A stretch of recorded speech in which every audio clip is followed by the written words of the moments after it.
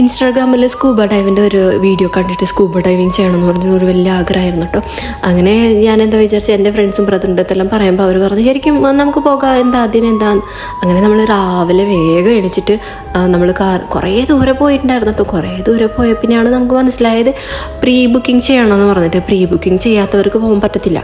So എന്താ ചെയ്യുക, പിന്നെ നമ്മൾ കുറേ ദൂരെയും വന്നിട്ടുണ്ട്.